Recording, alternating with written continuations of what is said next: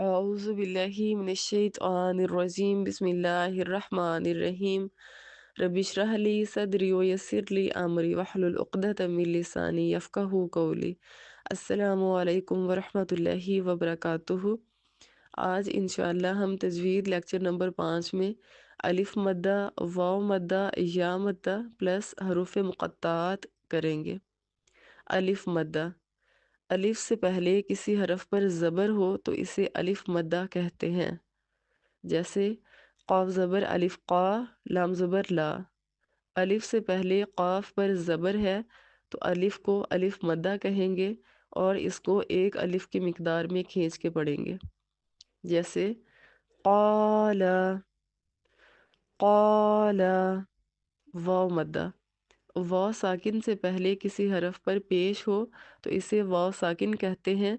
जैसे फ़ी क़ुलूबिहिम, लाम पेश हुआ लो, वाव से पहले लाम पर पेश है, वाव साकिन से पहले लाम पर पेश है तो इसको वाव मद्दा कहेंगे और एक अलिफ की मिक़दार में खींच कर पढ़ेंगे।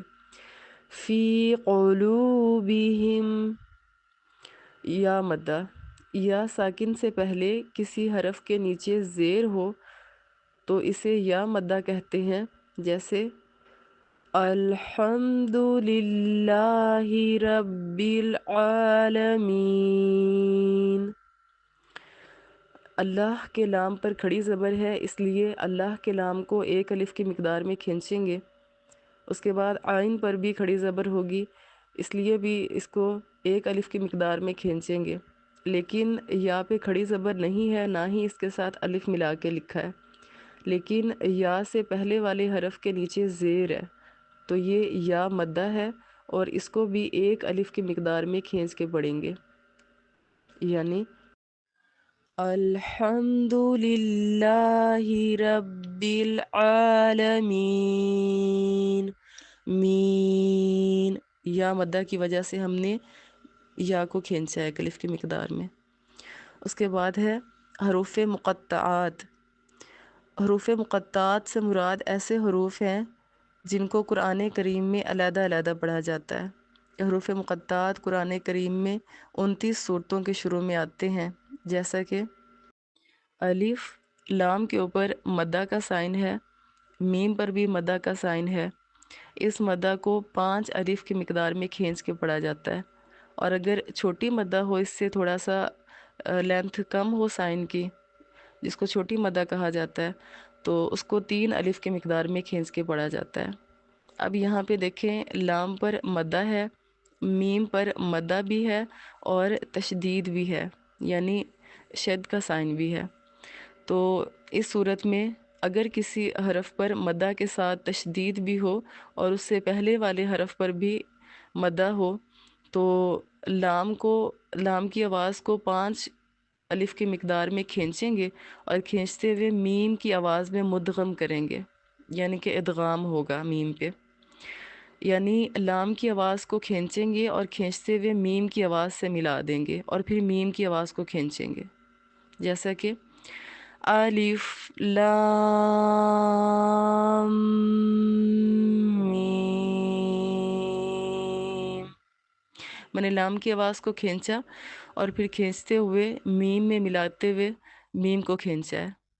नेक्स्ट है अलिफ लाम मीम सॉद। अलिफ लाम रा। जिस हरफ पर खड़ा ज़बर, खड़ी ज़ेर या उल्टा पेश हो उसको एक अलिफ की मिक़दार में खींचा जाता है।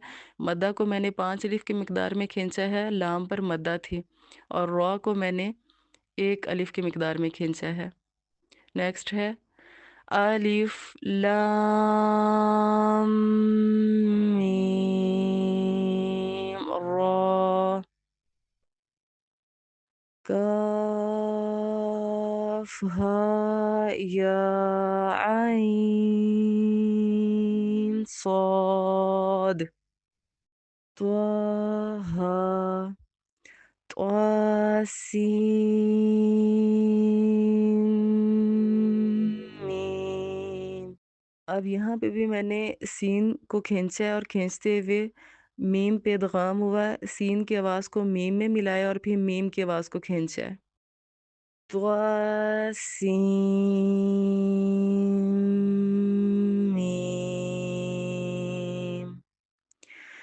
طاسين ياسين صاد حميم عين سین قاف۔ آپ اگر پڑھ سکیں تو پورے ح میم عین سین قاف ان کو اکٹھا بھی پڑھ سکتے ہیں کھینچ کے، اور اگر سانس ٹوٹ جائے تو ح میم کے بعد سانس توڑیں گے اور عین سین اور قاف کو ایک ساتھ پڑھیں گے الگ الگ سے کھینچ کے، یعنی ایک ہی سانس میں۔ اس کے بعد حمیم قاف نون